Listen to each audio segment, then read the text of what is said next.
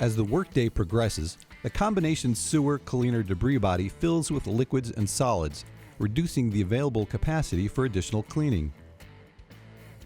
A simple solution to extend capacity is to decant any water and liquids back into the sewer system where allowed.